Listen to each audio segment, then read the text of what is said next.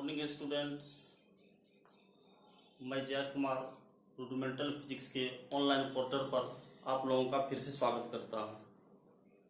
आज हम लोग पढ़ेंगे dimension of charge. Dimension of charge.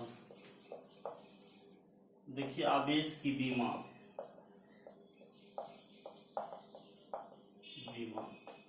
आवेश की विमा हम लोग कैसे निकालते हैं, ध्यान से देखिएगा। देखो इधर देखो, क्यू इक्वल तो आपने पढ़ा है आई टी, तो ये आवेश है, आवेश ये धारा है और ये समय है, धारा और समय है। तो सी इक्वल टू क्या होगा हम लोगों को, सी इक्वल टू देखिए ए एस, क्योंकि करंट का मैंने बताया था एम्पियर और समय का बताया था सेकेंड, तो इसका डायमेंशन होगा हम लोगों को सी इक्वल टू ए से लिखेंगे डायमेंशन सी, क्यू का डायमेंशन हम लोगों को हो जाएगा M0 L0 TA, या यू बोलो तो इसको AT भी लिख सकते हैं आप। जैसे देखिए इसमें मास नहीं है तो M0, लेंथ नहीं है L0, TA हो गया, ए माने करंट का हो गया और सेकंड का T हो गया। अब देखिए ये व्युत्पन्न राशि है, कैसे व्युत्पन्न है, तो C इक्वल टू आपने AS पढ़ा, ये फंडामेंटल यूनिट्स है और ये टाइम भी क्या है, फंडामेंटल यूनिट्स। और जब फंडामेंटल यूनिट से कोई यूनिट से निकलता तो उसको डेराइव्ड यूनिट्स कहते हैं, व्युत्पन्न राशि कहते हैं। तो हम कह सकते हैं व्हाट्स में, यहाँ पे व्हाट्स में कह सकते हैं आवेश एक व्युत्पन्न राशि है। आवेश कौन सी राशि है बाबू, व्युत्पन्न राशि है, फर्स्ट पॉइंट। सेकेंड पॉइंट, आवेश अदिश राशि है, अदिश राशि है। ये समझ में आ गई आप लोगों को। अब देखिए इसके बाद हम लोग आगे बढ़ेंगे और आगे है हम लोगों का कुछ numerical point of view. Numerical कैसे बनाते हैं, देखिए न्यूमेरिकल यूज होगा, न्यूमेरिकल कॉन्सेप्ट। देखिए जैसे आपको पूछ देगा कोई बॉडी, ध्यान सुनिएगा, कोई बॉडी 10⁶ इलेक्ट्रॉन रिमूव्ड करता, उदासीन बॉडी 10⁶ इलेक्ट्रॉन रिमूव्ड करता है, तो उस बॉडी पे कितना चार्ज होगा। तो ये सब बनाने के लिए हम लोग देखते हैं, जैसे 1 मिलीकूलम 1 mc का वैल्यू होता है 10⁻³ कूलम। 1 माइक्रोकूलम 1 माइक्रोकूलम का वैल्यू होता है 10⁻⁶ कूलम, और 1 नैनोकूलम 1 Nc का वैल्यू होता है 10⁻⁹ कूलम। 1 पिकोकूलम 1 Pc का वैल्यू होता है 10⁻12 कूलम, और 1 डबल माइक्रोकूलम का वैल्यू 10⁻12 कूलम होता है। आप पढ़े होंगे 11th में एटो फेमटो पिको नैनो माइक्रो मिली सेंटीडेस इक्सा पिट्टा टेरा गीगा मेगा किलो हेक्टोडेका, उसी से ये बन के आया। अब देखिए हम लोग आगे बढ़ेंगे, ये समझ में आ गया ना।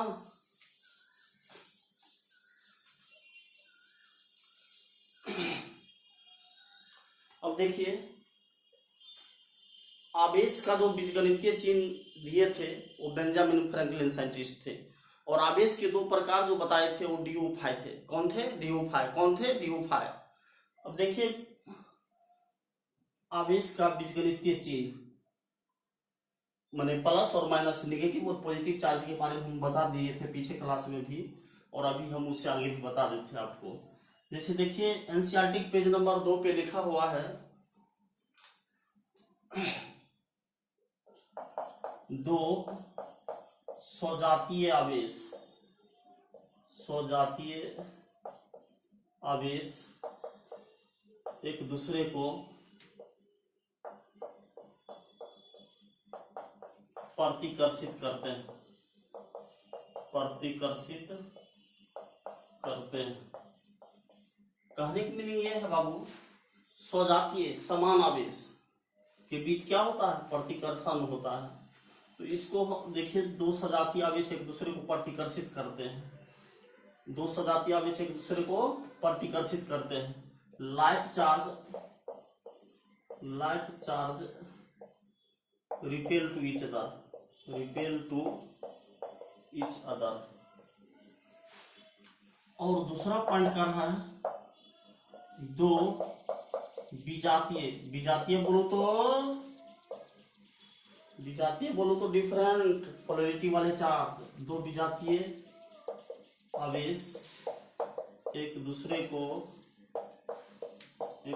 को आकर्षित करते हैं।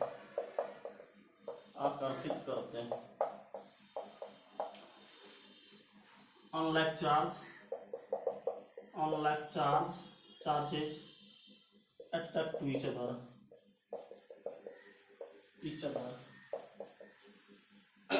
अब देखिए, ये बात तो समझ में आ रही है आपको कि दो सजातीय आवेश एक दूसरे को प्रतिकर्षित करते हैं और दो विजातीय आवेश एक दूसरे को आकर्षित करते हैं। तो जैसे देखिए, मैंने बताया था प्लस और माइनस, माने दो चार्ज होते हैं, धनात्मक और ऋणात्मक। जैसे देखिए, प्लस दो चार्ज है और दोनों क्या है, पॉजिटिव, ये दोनों क्या है, नेगेटिव। तो इसके बीच प्रतिकर्षण होता है। प्रतिकर्षण बोलो तो ये दुश्मनी उसको बोल सकते हैं आप, दुश्मनी करता है दोनों चार्ज, माने सेम चार्ज एक दूसरे के बीच प्रतिकर्षित होते हैं। अब देखिए, प्लस और एक माइनस। अब देखिए यहाँ पे ध्यान दीजिए, प्लस माइनस और माइनस प्लस, ये दोनों क्या है, डिफरेंट पोलैरिटी का चार्ज है। एक पर प्लस और एक पर माइनस, और एक पर माइनस और एक पर प्लस।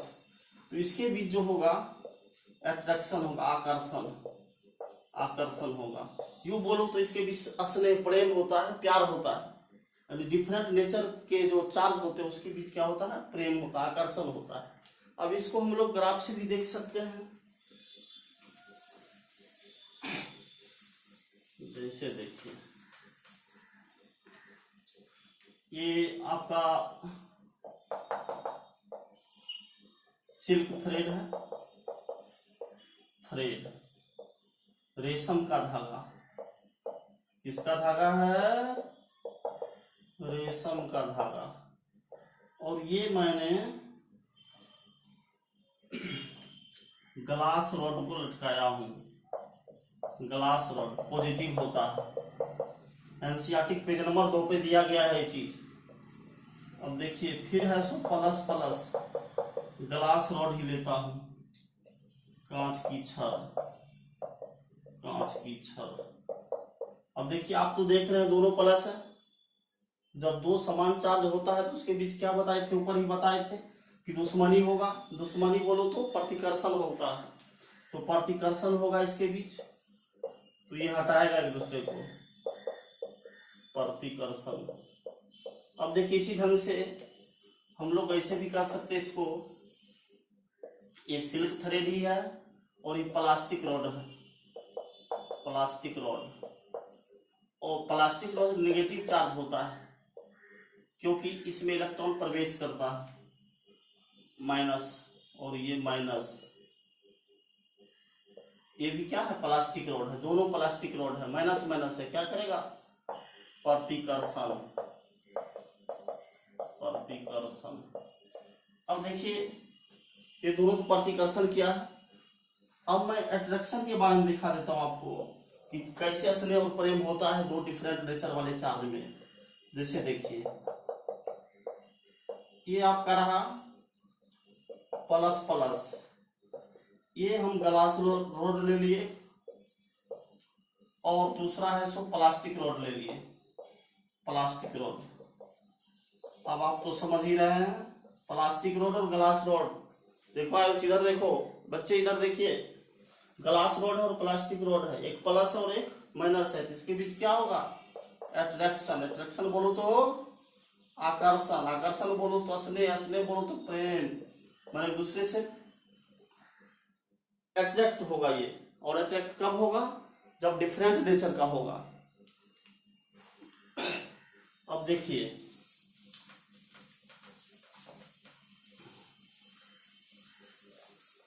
इसके बाद हम लोग पढ़ेंगे basic properties of charge. Basic properties of charge, आवेश के मूल गुण। आवेश के मूल गुण जो है 3 है मेनली रूप से। फर्स्ट है आपका क्वांटम, ये conservation of charge, conservation of charge, आवेश का संरक्षण, आवेश का संरक्षण सिद्धांत। दूसरा आपका है एडिटिविटी ऑफ चार्ज, आवेश का योज्यता या योगात्मक भी इसको कहते हैं। अब देखिए, और तीसरा है आपका क्वांटाइजेशन ऑफ चार्ज, आवेश का क्वांटमीकरण, क्वांटमीकरण। अब देखिए आवेश का संरक्षण, आप जानते हैं संरक्षण माने क्या होता है? ना आवेश उत्पन्न होगा ना ही नष्ट होगा, बल्कि किसी विलगित निकाय में कुल आवेश संरक्षित रहता है। वही चीज देखना, विलगित निकाय के बारे में हम कुछ बता दें आपको। वैसे निकाय जिस पर किसी बाहरी ताप दाब प्रभाव नहीं पड़ता हो किसी भी चीज का। देखिए फर्स्ट आपका है कंजर्वेशन ऑफ चार्ज, आवेश का संरक्षण। यूं बोलो तो इसको हम ऐसे कह सकते हैं, आवेश को न उत्पन्न किया जा सकता है न नष्ट किया जा सकता है, बल्कि किसी विलगित निकाय में कुल आवेश संरक्षित रहता है। आवेश को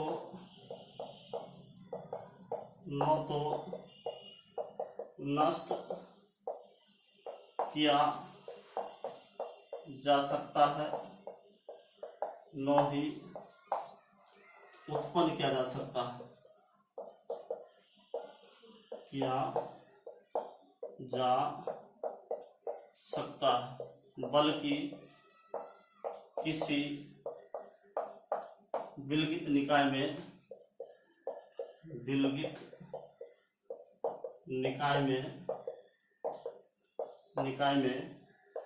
कुल आवेश संरक्षित रहता है। देखिए, charge neither be created nor be destroyed, but in an isolated system total charge is conserved। इसको हम लोग प्रूव भी करेंगे अभी। आवेश को न तो उत्पन्न किया जाता, न आवेश को न तो नष्ट किया जा सकता है, न ही उत्पन्न किया जा सकता, बल्कि किसी विलगित निकाय में कुल आवेश संरक्षित रहता है। तो समझ में आ रहा है ना जी? अब देखिए इसमें इसको प्रूव कैसे हम लोग करते हैं। देखिए, प्रूफ फर्स्ट, जैसे नमक का सूत्र आप जान रहे होंगे, डेफिनेटली जान रहे होंगे। पता है आपको नमक का सूत्र क्या होता है? NaCl। तो देखिए NaCl, अभी इस पर कोई चार्ज नहीं है। जब ये टूटेगा आयंस में तो Na पे प्लस होगा और प्लस Cl पे माइनस। क्लियर? देखिए Na इलेक्ट्रॉन दे रहा है और Cl इलेक्ट्रॉन ले रहा है। मैंने बोला देने वाला पॉजिटिव, बोलिए, देने वाला पॉजिटिव और लेने वाला नेगेटिव। तो देखिए इलेक्ट्रॉन त्याग कर रहा है, इस पर पॉजिटिव चार्ज, और ये इलेक्ट्रॉन ग्रहण कर रहा है, इसलिए इस पर नेगेटिव चार्ज। तो देखिए आयनीकरण से पहले NaCl पर कुल आवेश। अरे देखिए, यहाँ देखिए, कहाँ देख रहे हैं आप, इधर देखिए, आयनीकरण से पहले NaCl पर कुल आवेश क्या है, यहाँ देखिए कोई आवेश नहीं है, तो क्या है, 0 है। अब देखिए आयनीकरण के बाद कुल आवेश, अब देखिए कुल आवेश कर रहा है तो Na plus electron, plus minus electron, क्या 0 दे रखा है। तो ये क्या देख रहे हैं, आयनीकरण से पहले और आयनीकरण के बाद का कुल आवेश क्या है, 0 है, यानी संरक्षित है।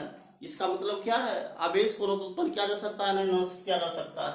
इसका दूसरा प्रूफ भी हम दिखा दें आपको, जैसे देखिए प्रूफ नंबर सेकंड प्रूफ है आपका, ध्यान से देखिए, इधर देखिए, दूसरा प्रूफ है आपका, जैसे यूरेनियम 235 के नाभिक में मंद वेग वाला न्यूट्रॉन प्रवेश करता है, तो यूरेनियम 235 का नाभिक बेरियम 56 प्लस क्रिप्टन 3692 में टूटता है, प्लस 3 न्यूट्रॉन देता है, 3 न्यूट्रॉन देता है, प्लस क्यू एनर्जी देता है। अब देखिए विखंडन से पहले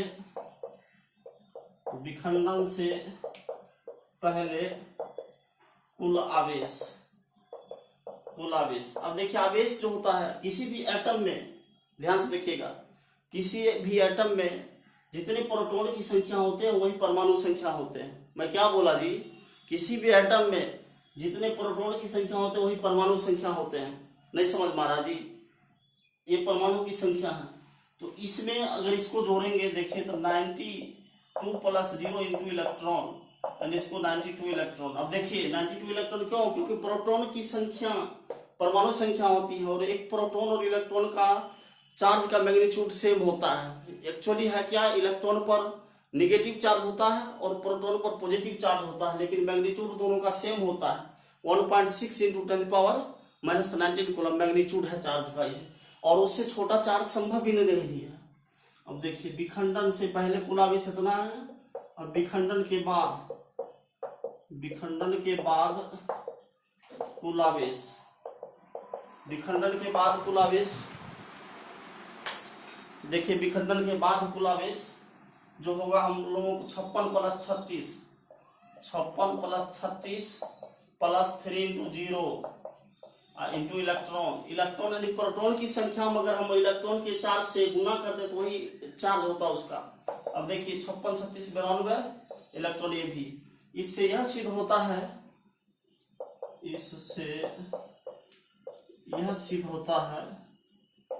सिद्ध होता है कि आवेश संरक्षित रहता है। समझ गए ना। अब देखिए आगे, इससे पहले बढ़ते हैं हम लोग,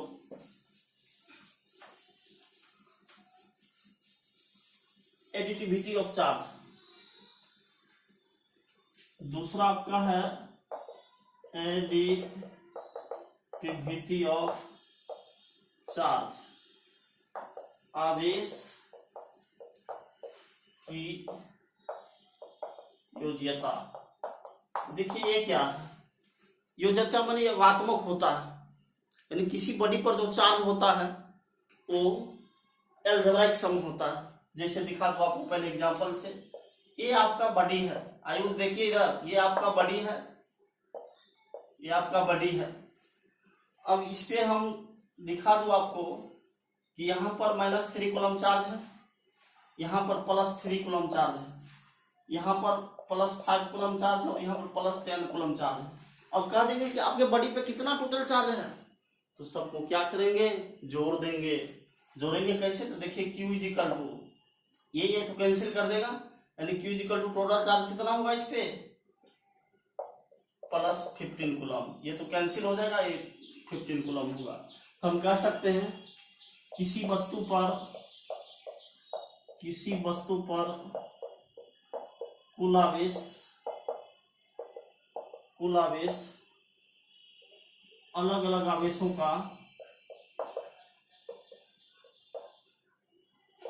का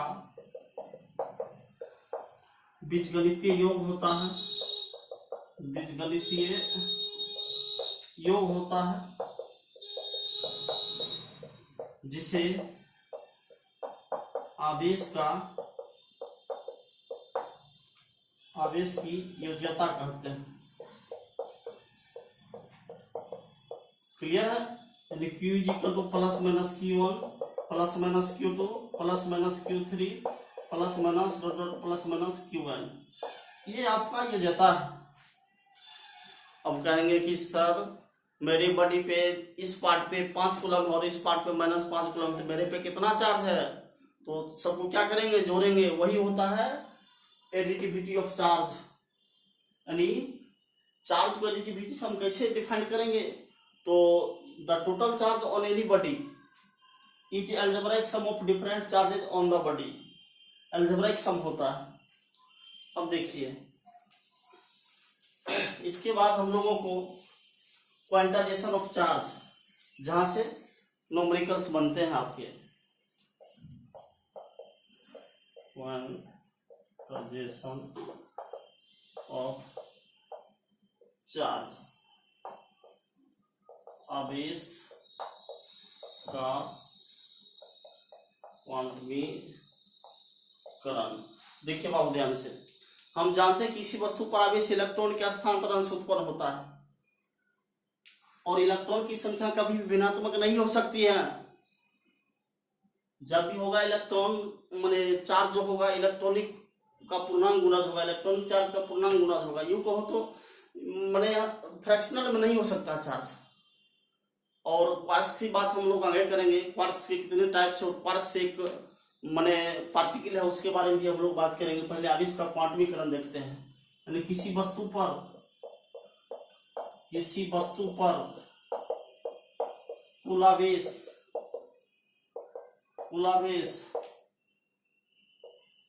इलेक्ट्रॉनिक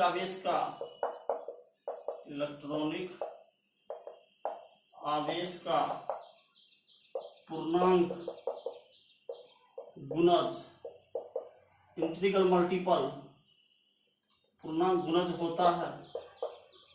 होता है जिसे आवेश का क्वांटमीकरण कहते हैं।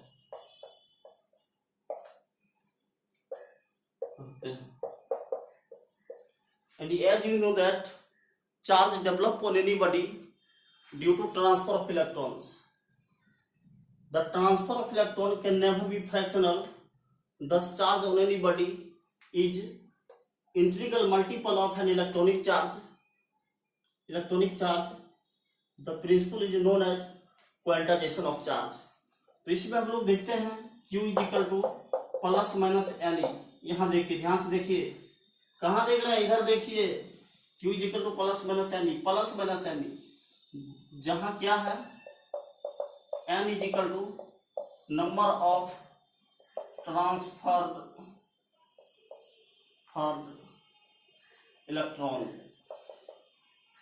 इलेक्ट्रॉन्स, और ये है आपका इलेक्ट्रॉनिक चार्ज।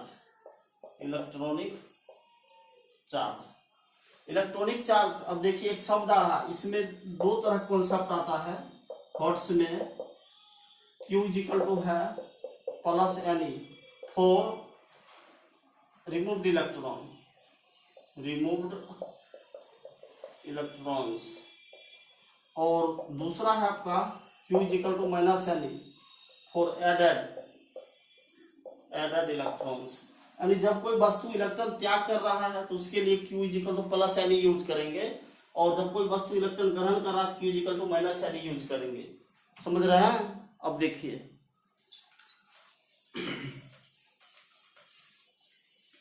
इलेक्ट्रॉनिक चार्ज के बारे में बता दूं। इलेक्ट्रॉनिक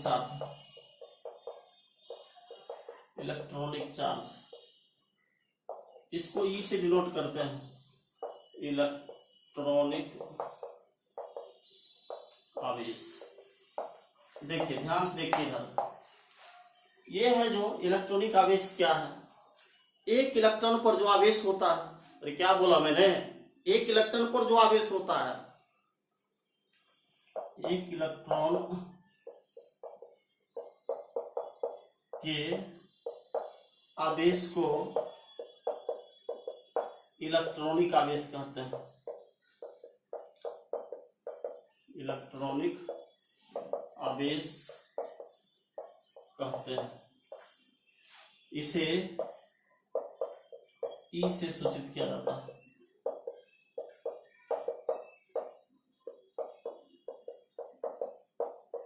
यानी the charge on one electron is called electronic charge. तो इलेक्ट्रॉन, आप देखिए एक बात आ रहा है यहाँ पे, ध्यान सीखिएगा। इलेक्ट्रॉन के चार्ज से मिनिमम चार्ज पॉसिबल नहीं है। जो इलेक्ट्रॉन पर चार्ज है वो बेसिक चार्ज है, मूल चार्ज है। क्या मैंने बोला कि एक इलेक्ट्रॉन पर जो चार्ज है वही मूल चार्ज है और उससे नीचे चार्ज हो नहीं सकता है। तो इलेक्ट्रॉन का चार्ज कितना है आपका? -1.6 इंटू 10⁻⁻19 कूलम। समझ रहे जी? और मैंने कल आपको बताया था 1 कूलम का वैल्यू 1/10 ABC बताए थे आपको। क्या बताए थे? ABC, absolute coulomb. और एक डाटा और बताए थे आपको, 1 coulomb is equal to 3 into 10⁻9 STC, ये भी बताया था, स्टैटिक कूलम। अब देखिए यहाँ से हम लोग चेंज इसको करते हैं। P is equal to -1.6 into कितना होगा ये? 1 कूलम की वैल्यू रखेंगे 1/10, तो ये हो जाएगा 10⁻20 एब्सोल्यूट कूलम। एब्सोल्यूट कूलम आ गया। अब देखिए तीसरा पॉइंट, ई का वैल्यू -1.6 इंटू 10⁻20 और ABC, और मैंने आपको 1 ABC का मतलब बताया था। 1 ABC का मतलब बताया था 3 इंटू 10⁻10 STC, 3 इंटू 10⁻10 STC। तो इसमें देखिए ABC की वैल्यू क्या रखेंगे? 3 इंटू 10⁻10 STC। जब इसको हम लोग करेंगे तो इक्वल टू क्या होगा? -4.8 इंटू 10⁻10 STC, स्टैटिक कूलम होगा ये। यहाँ तक हम लोग देख लिए। अब देखिए न्यूमेरिकल करता हूँ।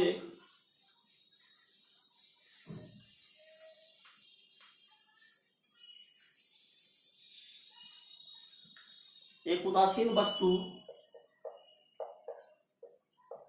M करीम का ये न्यूमेरिकल है। उदासीन वस्तु 10⁻6 इलेक्ट्रॉन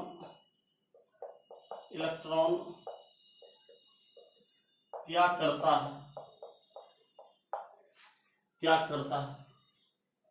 फर्स्ट क्वेश्चन है न्यूमेरिकल का। एक उदासीन वस्तु 10⁻6 इलेक्ट्रॉन त्याग करता है, तो उस वस्तु पर आवेश की गणना करें। आवेश की गणना N इज इक्वल टू देखिए 10⁻6 है, और आपने इलेक्ट्रॉन का चार्ज पढ़ा 1.6 इंटू 10⁻19 कूलम। मैग्नीट्यूड लिया हूं चार्ज का। अब देखिए Q इज इक्वल टू क्या होता है? N त्याग कर आप प्लस में लेंगे, इसका कोई मीनिंग नहीं है। N का वैल्यू 10⁻6 इंटू इलेक्ट्रॉन का चार्ज 1.6 इंटू 10⁻19 कूलम। जब इसको करेंगे तो आएगा 1.6 इंटू 10⁻13 कूलम। आज हम लोग यहीं तक रहेंगे। इसके आगे हम लोग कल पढ़ेंगे चार्जिंग मेथड।